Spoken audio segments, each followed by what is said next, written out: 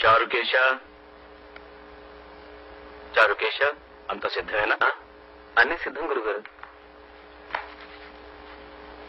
Car వచ్చిందా? వచ్చింది నాన్నగారు. చారుకేశ కారు వచ్చిందా? వచ్చింది గురుగారు. మా గాయత్రి నేను వెళ్ళొస్తా. నాన్నగారు ఈ రోజు కచేరీ త్యాగయ్య హాల్లో. అది చారుకేశకు తెలుసు.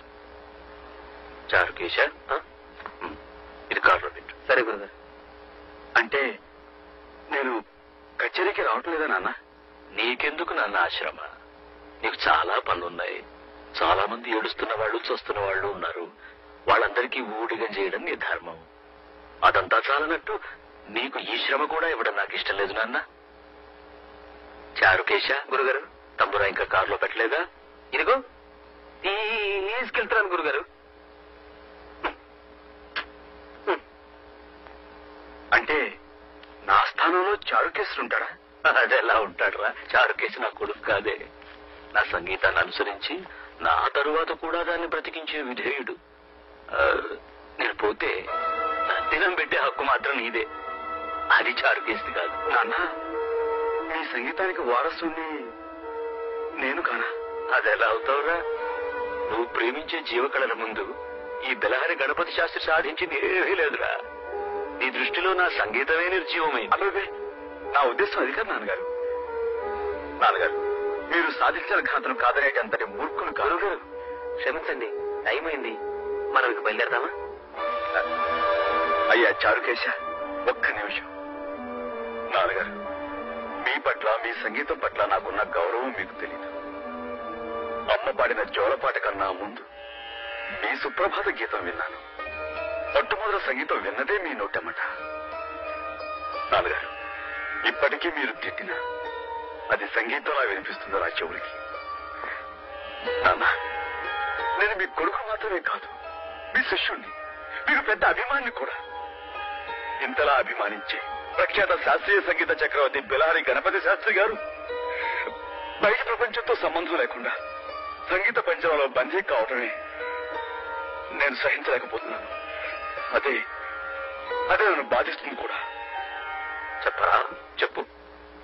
నా 50 ఏళ్ల జీవితంలో ఎవరూ నన్ను ఎదిరించి మాట్లాడింది లేదు. ఎదురుగా నిలబడి నోరు విప్పింది లేదు. ఈరోజు నా కన్న కొడుకు నాకే ధర్మపన్నాలు చెబుతున్నాడు. చెప్తాడు. వాడికి ఒక హోదా ఉంది కదా, బెలహరి గణపతి శాస్త్రి కొడుకని. గణపతి శాస్త్రి గారు క్షమించండి. నేను ఎవరి కొడుకునైనా మనిషిని, మనిషికి తోటి మనిషిని గుర్తించే బాధ్యత ఉందని చెప్పడానికి నేను గణపతి శాస్త్రి కొడుకునే కానక్కర్లేదు. ఎవరి కొడుకునైనా ఈ మాట చెప్తాను. సూర్యం, ఒక పని చేయి. ఎవరి కొడుకునైనా అలా చెప్తానంటున్నావే, అలా చెప్పేది లోకం హర్షించినప్పుడు, లోకం నిన్నుగా గుర్తించినప్పుడు నువ్వు గణపతి శాస్త్రి కొడుకు కావు, నేనే సూర్యనారాయణ తండ్రిని. సరేనా? ఆ రోజు వచ్చినప్పుడు నా పరాజయాన్ని 10 మంది ముందు అంగీకరించి తండ్రిగా నా కైదండం చేసి నిన్ను గౌరవిస్తాను. పుత్రగాత్ర పరిశ్రంగ సుఖాన్ని మనస్ఫూర్తిగా అనుభవిస్తాను. అంతవరకు నేను నీకేమీ కాను.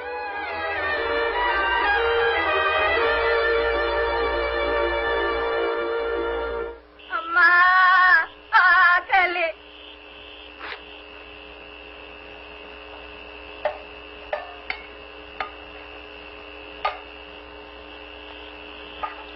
వదినా, సూర్యం ఏమిటిదంతా? నేను ఇంట్లోంచి వెళ్ళిపోవాలని నిశ్చయించుకున్నాను వదినా. పిచ్చివాళ్ళ మాట్లాడుకో. ఏమండి చూసారా, మీ తమ్ముడు ఏమంటున్నాడో చూసారా? ఏం లేదన్నయ్య, అలానే వెళ్ళిపోవడమే అందరికీ మంచిది.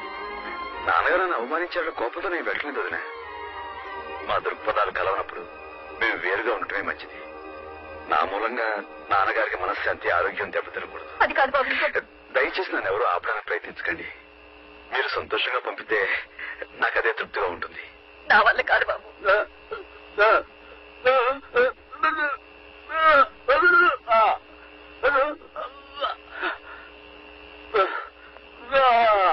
ఏమండి ఏమిటండి?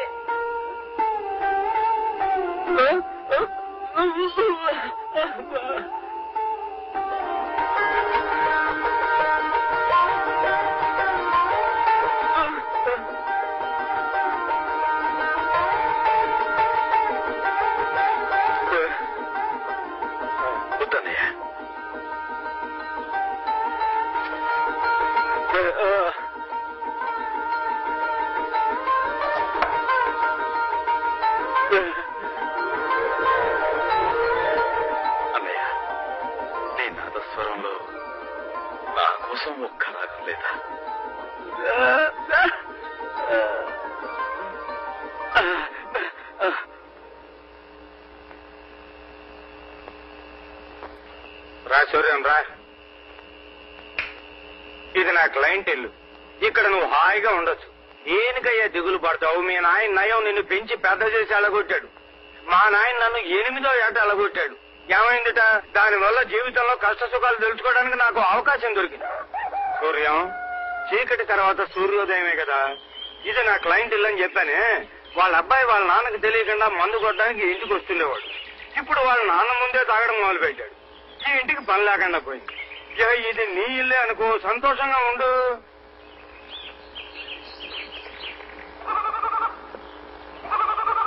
ఏమ్మా, నువ్వు లైన్ మ్యాన్ నారాయణ భార్య కదూ? అవునండి.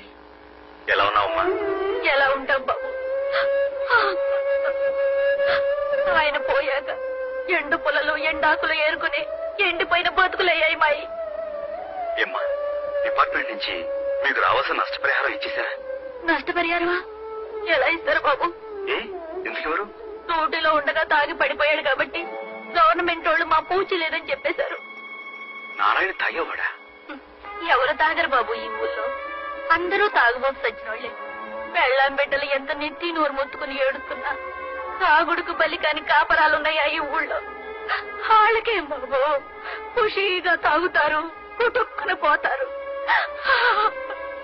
మా బతుకులే ఇలా సావలేని బతుకులు, బతకలేని సావులు. వస్తాను బాబు.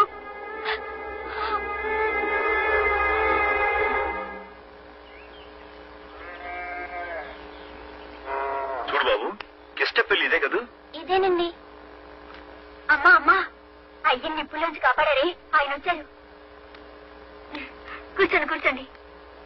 మా అమ్మ ఇప్పుడు మీ గురించి చెప్తూ ఉంటది. అలాగా? అమ్మా నువ్వు బయటికి రామ్మా. ముందు నువ్వు లోపలికి రాయే. నువ్వే రామ్మా. అబ్బబ్బబ్బబ్బబ్బా, ముందు నువ్వే లోపలికి రాయే. ఏది మగవా? సరే.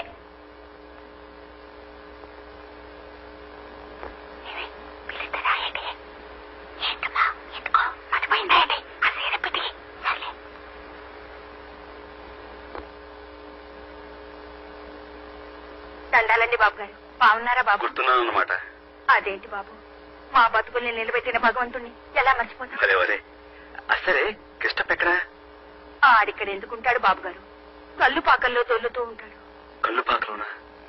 అదేంటి, ఇంత ప్రమాదం జరిగిన తర్వాత కూడా తను ఇంకా తాగుడు మానలేదా? ఎంత ప్రమాదం జరిగినా ఇంకా బతికే ఉన్నాడు కదండి. మరి సచ్చేదాకా తాగాలి కదండి. అర్ధరాత్రి ఇంటికి వస్తాడు. అది లేదు ఇది లేదని ఏదెందుకు తింటాడు బాబు గారు?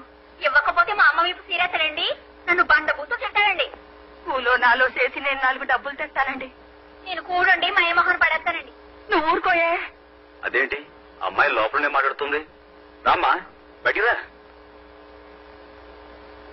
అది బయటికి రావాలంటే నేను లోపలికి వెళ్ళాలి బాబు గారు. ఉన్నది ఒక్క చీరేనండి.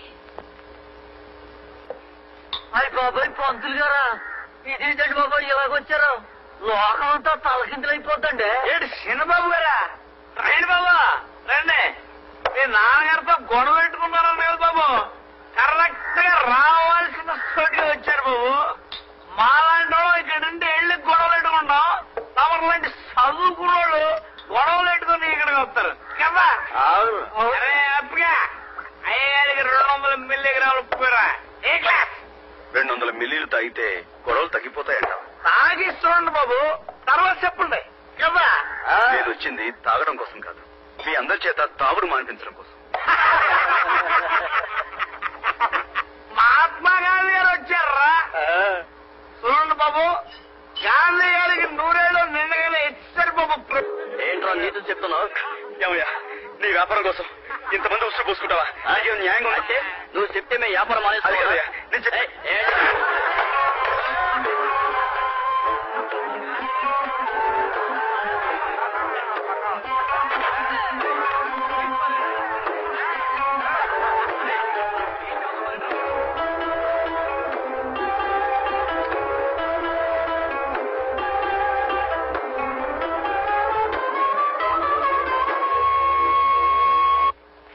సంధ్య వందనం, సంధ్య వందనం, సంధ్య వందనం. సంధ్యావందనం చెయ్యబోతున్నాను.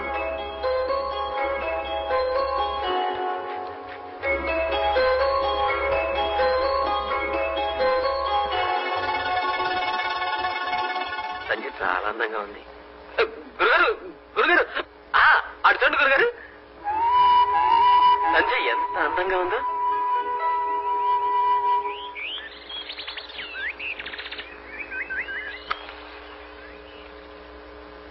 వాళ్ళు తాగి తందనాలంటే మీకెందుకు?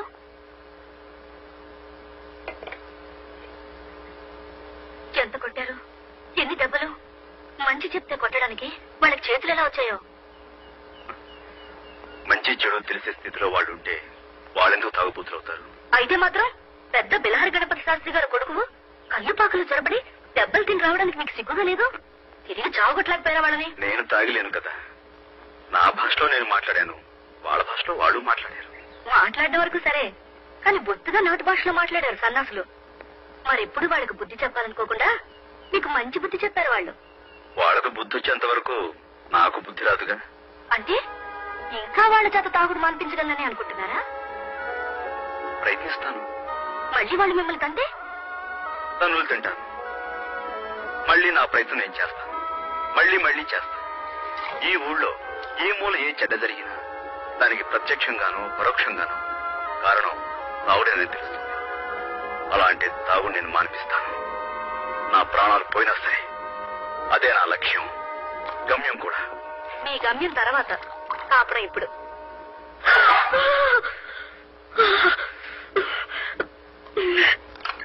అల్లుకుంటాయే ఎర్రంగని మా బొమ్మర్తి కాడు అల్లికిన్నాడు నా పిచ్చి తండ్రి.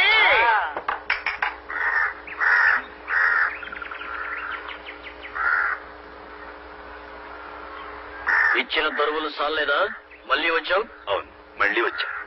ఇక్కడున్న వీళ్ళెవరూ తాగడానికి వీల్లేదని చెప్పడానికి. తాగొద్దని చెప్పడానికి నువ్వెవడవయ్యా? ఆకాశం నుంచి దిగొచ్చిన దేవుడువా? వెళ్ళరమ్మా. ఏమండి, ఒక్కసారి నా మాట. అంటే మంచి మాటతో చెప్తే వినిపించుకోరన్నమాట. మీ భాషలో చెప్పాలంటారు. చెప్తాను. ఆ భాష నాకు బాగా తెలుసు.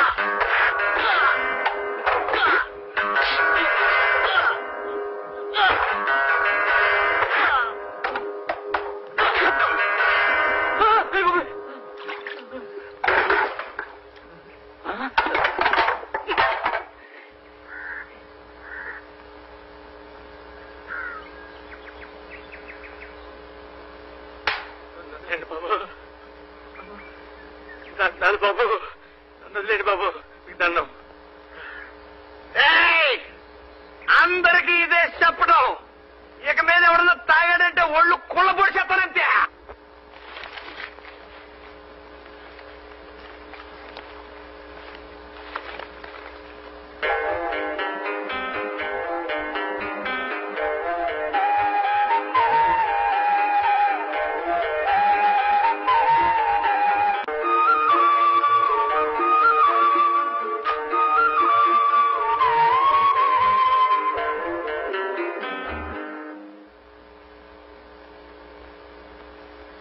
వెంకటేశ, సాధన ప్రారంభిద్దామా?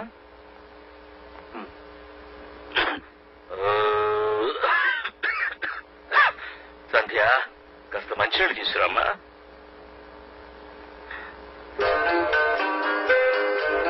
అదేమిటి ఆకు? అదే అదేం లేదు గురుగారు, ఈరోజు త్రిపుర సుందరి వ్రతం కదా, ఇల్లంతా మామిడి తోరణాలు కట్టంగా, అది చూడండి.